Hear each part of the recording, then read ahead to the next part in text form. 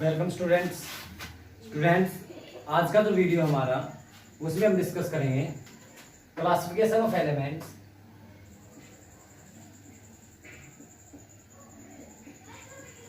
Classification of substance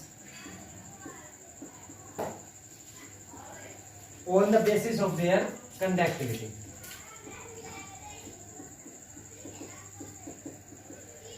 conductivity के base पे जो सब्सटेंस के टाइप्स हैं उनके बारे में डिस्कस करेंगे।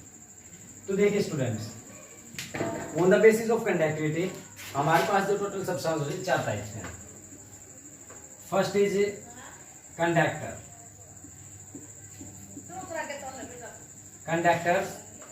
Second insulator, third is semiconductor,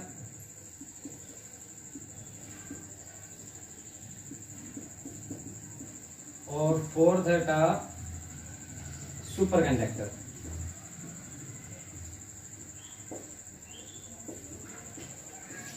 जो हमारे पास कंडक्टर्स होते हैं 4 टाइप्स के, कौन कौन से?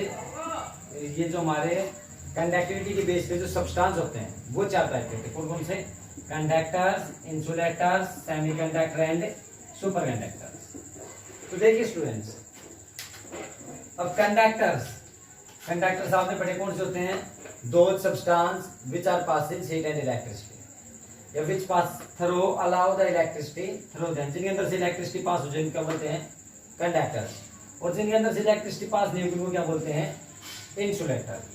और सेमीकंडक्टर्स होते हैं those substance which are passes both types of characteristics, जिसके पास दोनों विशेषताएं होती है। किसकी? Insulator and conductors. जिनके पास कंडक्टर्स की विशेषताएं होती है और इंसुलेटर, उनको क्या बोलते हैं? सेमीकंडक्टर। अब सब जो फोर्थ टाइप हमारा सुपर कंडक्टर्स दो substance which have high conductivity, जिनकी कंडक्टिविटी बहुत ज्यादा होती है कंडक्टर से भी, उनको क्या बोलते हैं? Super conductor. अब सुपर कंडक्टर जो होते हैं वो कोई भी मेटल बिहेव करते हैं सुपर कंडक्टर का।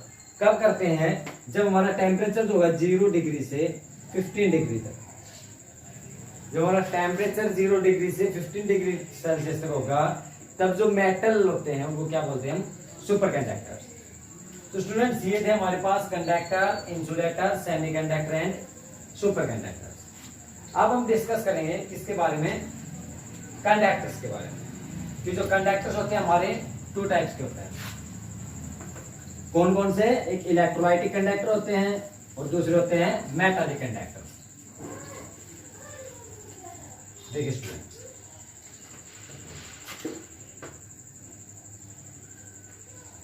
कंडक्टर हमारा जो चैप्टर चल रहा है इलेक्ट्रोकेमिस्ट्री, उसका मोस्ट इंपोर्टेंट टॉपिक है कंडक्टर्स। कंडक्टर 2 टाइप किसको होते हैं? कौन कौन से? फर्स्ट तो होते हैं metallic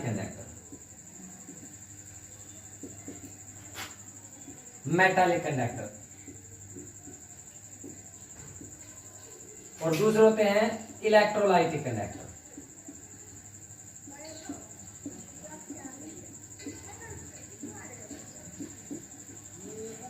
metallic conductor and electrolytic conductor.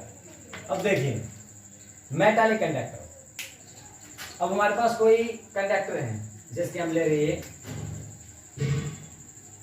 ये 2 वायर्स हमारे पास, ये हमने बल्ब लगाया, ये वायर को कनेक्ट, ये वायर जुड़ी बैटरी से, ये बैटरी से जुड़ी। अब जैसे ही हम बैटरी से इलेक्ट्रिसिटी फ्लो कराएंगे वायर के अंदर से, तो बल्ब जो जलना स्टार्ट हो जाएगा। देखिए अब जो बल्ब जला है उसमें किसी प्रकार का कोई डिकम्पोजिशन नहीं हो, जो सब्सटेंस है वायर थी सेम एज इट है, जो बैटरी थी जैसे कि तैसे है, और जो बल्ब था वो भी वैसे का वैसा है जैसे हमने लगाया। तो देखिए स्टूडेंट्स, ऐसे सब्सटेंस जो विदाउट एनी डिकम्पोजिशन, किसी चीज को विदाउट ब्रेक किए हुए इलेक्ट्रिसिटी फ्लो कराते हैं, उनको क्या बोलते हैं? Metallic conductor. तो मेटालिक कंडक्टर क्या होते हैं? Those conductors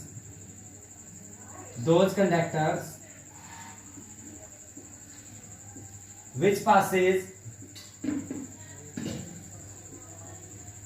electricity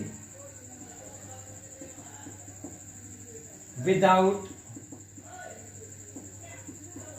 any decomposition.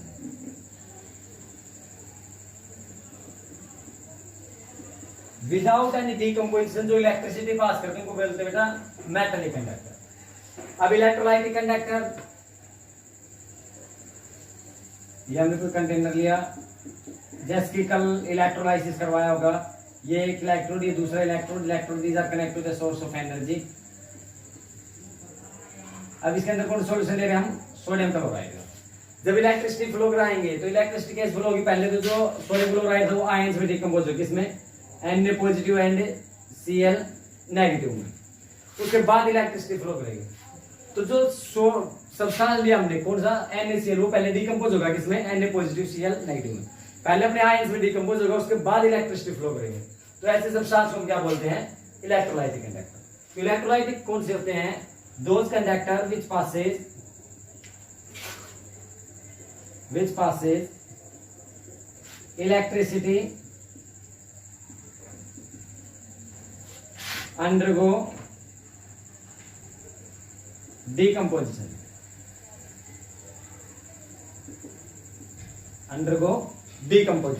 जो डीकम्पोजिशन के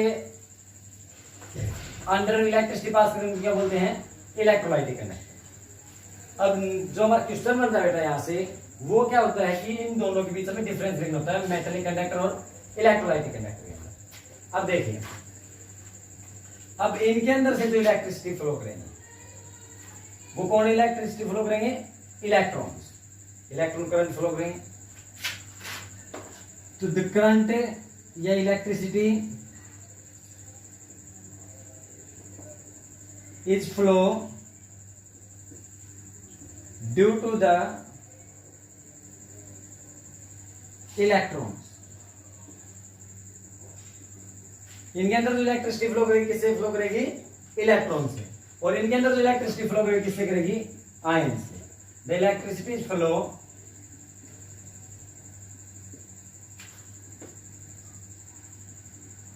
due to flow of ions. जब आयंस फ्लो करेंगे तो इलेक्ट्रिसिटी फ्लो। अच्छा, अब थर्ड, इनके अंदर जो है सब्सटेंस फ्लो नहीं करेंगे, और इनके अंदर क्या है, सब्सटेंस फ्लो करेंगे। Na पॉजिटिव और Cl नेगेटिव सब्सटेंस ही तो है, आयंस किससे बने, सब्सटेंस है। तो जिसके अंदर सब्सटेंस फ्लो करेंगे कौन से होते हैं, इलेक्ट्रोलाइटिक कंडक्टर। और जिनके अंदर सब्सटेंस फ्लो नहीं करेंगे वो कौन से होते हैं, मेटलिक कंडक्टर। अब देखिए स्टूडेंट्स, जो रेजिस्टेंस होगा, रेजिस्टेंस, या फिर एक सेकंड रुकिए, इसके बाद हम पढ़ते हैं किसके बारे में, जो फैक्टर्स होते हैं, फैक्टर्स।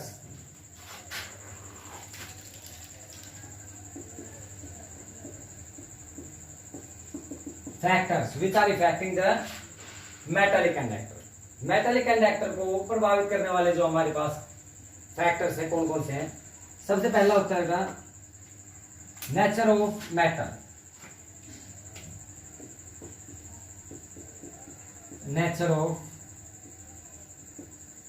मेटल। जैसे कि हमारे पास सिल्वर है, गुड कंडक्टर से इलेक्ट्रिसिटी का, तो उसकी जो कंडक्टिविटी वो हाई होगी। ये डिपेंड करता है किस पे, नेचर ऑफ मेटल में। सेकंड, सेकंड ये डिपेंड करता है बेटा number of valence electron, number of valence electron in पर एटम। जितने भी एटम है उनके नंबर ऑफ वैलेंस इलेक्ट्रॉन पे डिपेंड करता है। कैसे कि वैलेंस इलेक्ट्रॉन जितने ज्यादा होंगे उनकी कंडक्टिविटी उतनी ही कम होगी, वैलेंस इलेक्ट्रॉन जितने कम होंगे कंडक्टिविटी उतनी ही ज्यादा होगी। फोर्थ जो ये डिपेंड करता है बेटा वो है टेम्परेचर।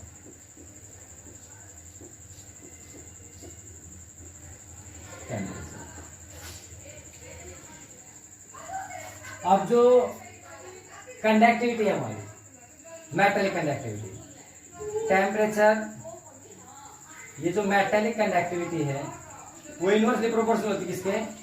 टेम्परेचर के। Metallic conductivity is inversely proportional to temperature. Temperature increase होगा, मेटालिक कंडक्टिविटी डिक्रीज होगी। क्यों? क्योंकि हमारे पास कर्नल्स बोलते हैं। कर्नल्स क्या होते था?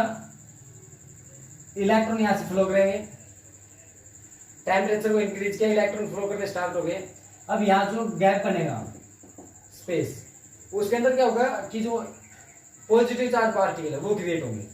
Positive charge particle, in positive charge particle जो है इनको बोलते कर्नल्स। अब ये कर्नल जो है वाइब्रेट करना स्टार्ट कर देंगे। पीछे जो इलेक्ट्रॉन आएगा उसके क्या ऑफर करेंगे? ये रेजिस्टेंस, और उसके बीच में रुकावट पैदा करेंगे। तो जो टेम्परेचर इंक्रीज होगा तो ज्यादा कर्नल जो है क्रिएट होंगे, और ज्यादा कर्नल क्रिएट होंगे तो इलेक्ट्रिसिटी कम फ्लो करेगी, करंट कम फ्लो करेगा। तो टेम्परेचर जो होता है वो मेटालिक कंडक्टिविटी के इनवर्सली प्रोपोर्शनल होता है। मतलब जब टेम्परेचर इंक्रीज करेंगे तो मेटालिक कंडक्टिविटी जो वो डिक्रीज होगी। नेक्स्ट जो इलेक्ट्रोलाइटिक कंडक्टर हमारे ये डिपेंड करते हैं फर्स्ट किस पे? Nature of electrolyte.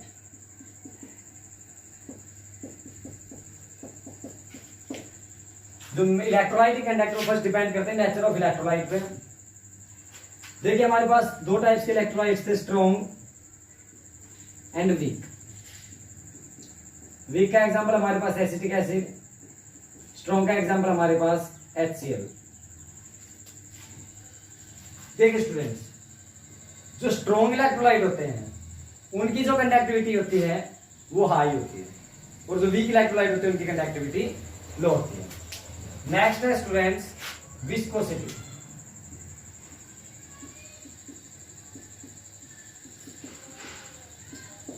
Viscosity means गाढ़ापन। विस्कोसिटी इलेक्ट्रोलाइटिक सॉल्यूशन की जितनी ज्यादा लेंगे हम, उनकी जो मेटालिक कंडक्टिविटी है या इलेक्ट्रोलाइटिक कंडक्टिविटी वो उतनी ही कम होगी। मीन्स विस्कोसिटी मतलब क्या होता है? गाढ़ा। जितना ज्यादा गाढ़ा होगा उतने आयंस कम फ्लो करेंगे। अगर आयन कम फ्लो करेंगे तो उनकी कंडक्टिविटी भी कम होगी। थर्ड आता हमारे पास कंसंट्रेशन।